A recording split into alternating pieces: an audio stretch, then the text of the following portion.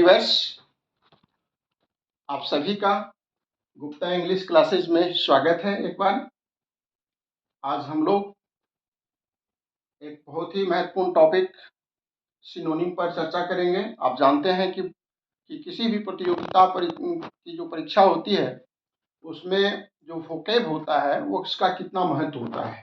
Vocabs में आपको antonym, synonym, one word substitution ये सारे शब्द आ जाते हैं और ये सभी मिलकर जितने क्वेश्चन आते हैं उसका लगभग 1/3 भाग जो होता है आपका वोकैब का होता है।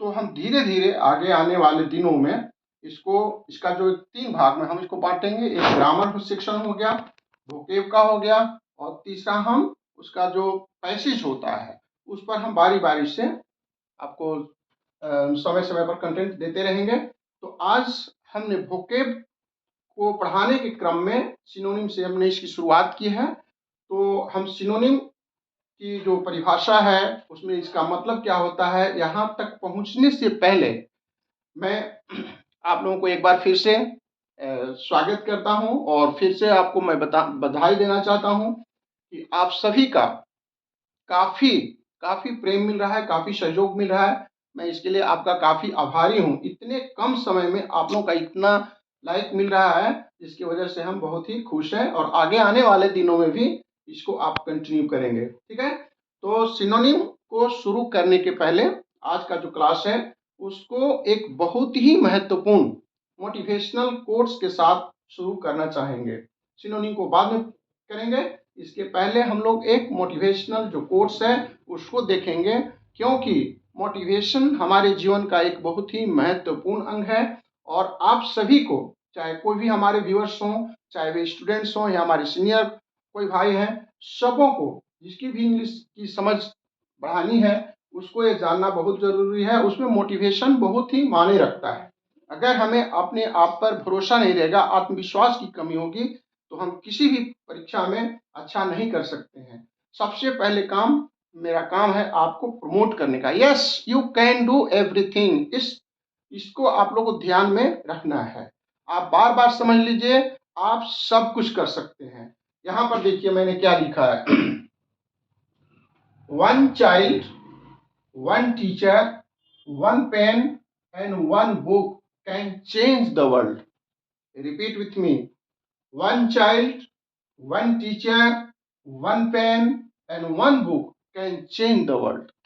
जानते हैं यह महत्वपूर्ण जो स्टेटमेंट है, महत्वपूर्ण जो कथन है, यह और कोई नहीं बस मलाला यूसुफजई। शायद आपने इसका नाम सुना होगा।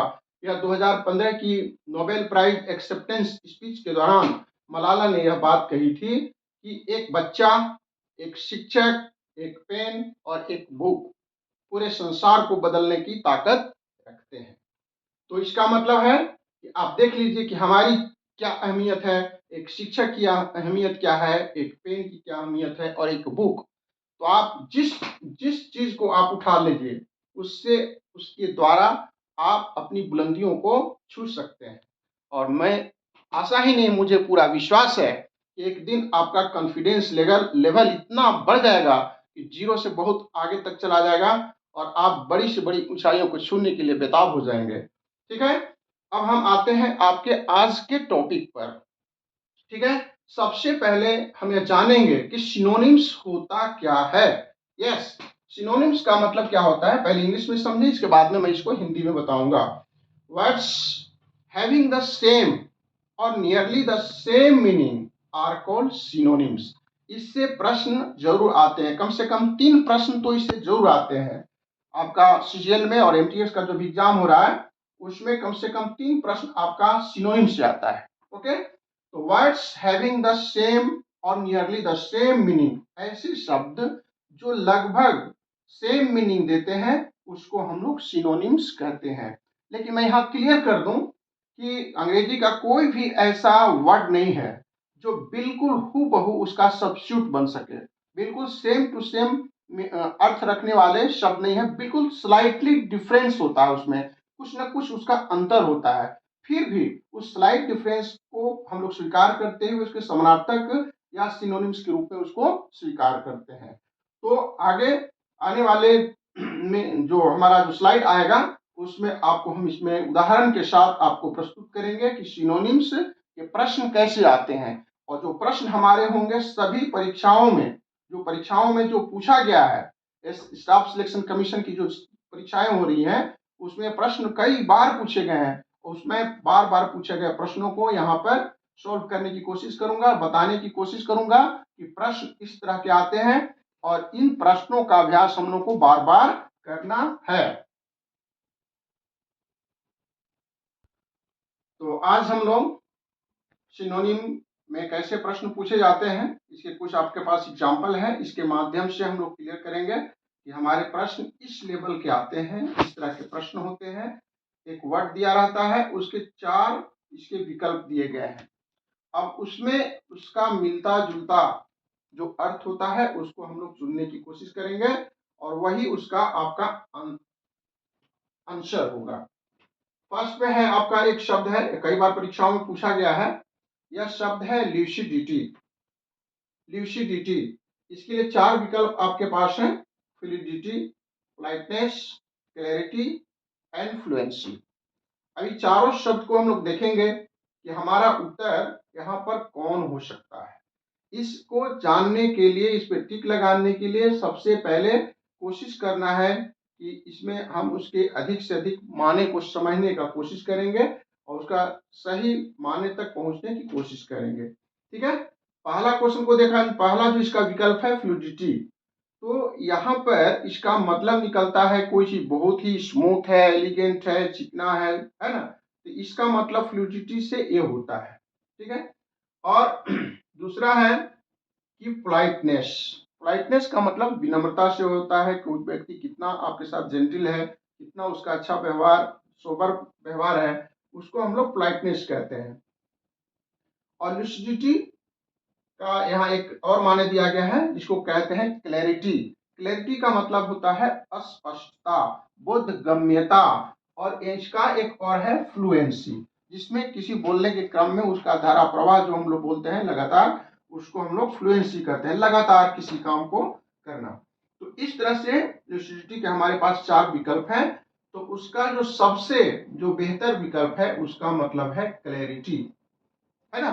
कोई चीज जब हम लिखते हैं, पढ़ते हैं, तो उसको कितना लिशिड है, कितना बोधगम्य है ना, इसी से हम इसको करेंगे। इस तरह से इसका मतलब जो होता है क्लैरिटी होता है, स्पष्टता, बोधगम्यता। तो सिनोनिम में हम लोग इसका टिक मारेंगे और यह आपका उत्तर होगा। समझ गए मित्रों? तो इस तरह से आप इसके मीनिंग तक पहुंचने का कोशिश करेंगे। दूसरा एक शब्द है इंडिक्ट। इंडिक्ट का मतलब क्या होता है, इसको हम लोग को मतलब निकालना है। इम्प्लीकेट, जटिलता, इलुड और मैनिफेस्ट।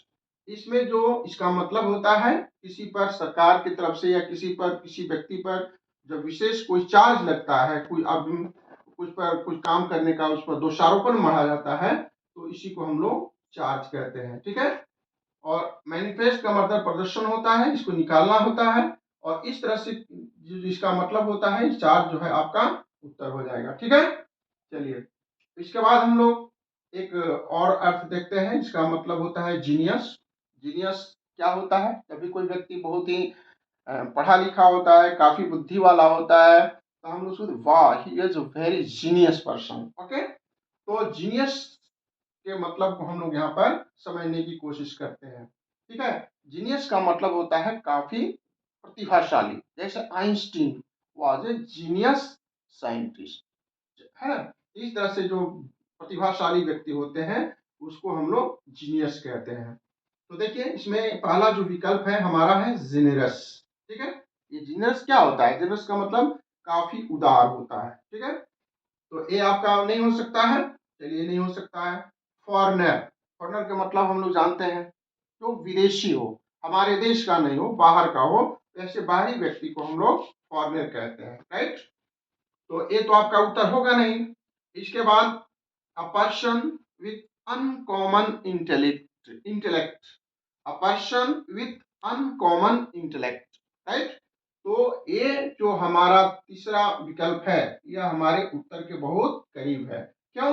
क्योंकि अभी आपको सेंटेंस के माध्यम से बताया कि वह वैज्ञानिक काफी प्रतिभाशाली, काफी जीनियस है, अगर हमारा कोई स्टूडेंट एक्स्ट्राऑर्डिनरी प्रतिभा को दिखलाता है तो हम लोग उसको कहते हैं कि वाह जीनियस है, कमाल है।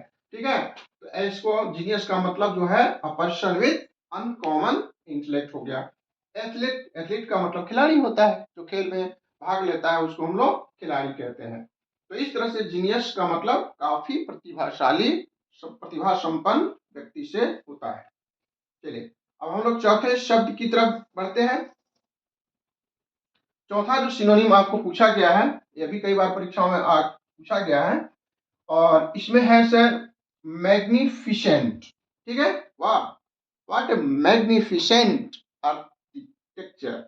ठीक है, तो मैग्निफिसेंट का मतलब वाक्य सेंटेंस में जो बोला उसके बाद कुछ अर्थ निकाल सकते हैं कि वाह व्हाट ए ब्यूटीफुल या मैग्निफिसेंट आर्किटेक्चर या एनीथिंग्स हम कह सकते हैं। मैग्निफिसेंट का मतलब शानदार। ओके, तो शानदार का मतलब इसमें से यहाँ पर कौन सा निकल रहा है इसको हम लोग देखेंगे। ठीक है, मैग्निमोनियस, अकाइंड एंड जेनरस इसका मतलब होता है मॉडेस्ट, बहुत अच्छा, मॉडेस्ट सौम्य, जेनरस उदार है, और इसका मतलब होता है स्प्लेंडिड। स्प्लेंडिड, तो यह स्प्लेंडिड जो है आपके उत्तर के बहुत करीब है। अभी हमने आपको बताया मैग्निफिसेंट का मतलब बिल्कुल डिसेंट, शानदार होता है। ओके, तो इसका मिलता जुलता माने जो यहाँ पर है स्प्लेंडिड है। जेनरस तो होगा नहीं, क्योंकि जेनरस का यहाँ पर कोई मतलब ही नहीं है।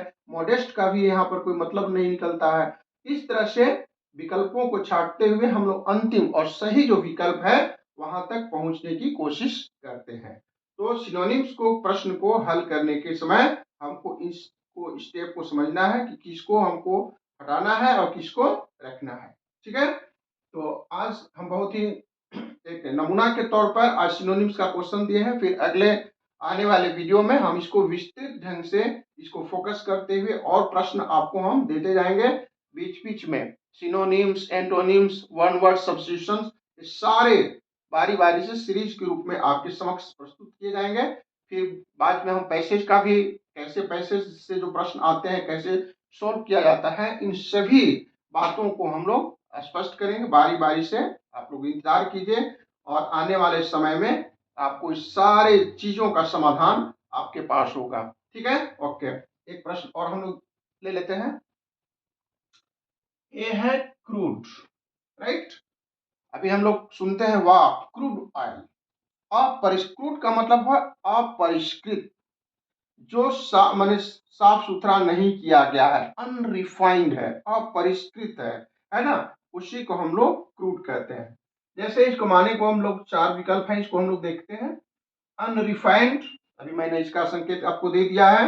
नंबर 2 में है क्रूएल। क्रूएल क्या होता है भाई? क्रूएल, निर्दय। The king was very cruel, जिसके पास वो काफी निर्दयी व्यक्ति है, जिसके पास कोई दया का भावना नहीं होता, ऐसे पर्सन को हम लोग क्रूएल कहते हैं। तो क्रूएल का यहाँ पर कोई लेना देना नहीं, इसका कुछ नहीं होगा, इसको हम लोग हटा देंगे। र्यूड भी होता है, जिसका व्यवहार भी काफी कठोर होता है, उसको हम लोग र्यूड कहते हैं, असिस्ट बिहेवियर। और सैवेज, काफी एग्रेसिव एंड वायलेंट, जंगली के सेंस में भी इसको लिया जाता है, जो कि असभ्य है, अनसिविलाइज्ड है, एग्रेसिव है, वायलेंट है, इसके लिए हम लोग सैवेज शब्द का इस्तेमाल करते हैं। तो ए भी इससे मतलब नहीं निकलता है, तो ए भी हमारा नहीं होगा, ए भी नहीं होगा।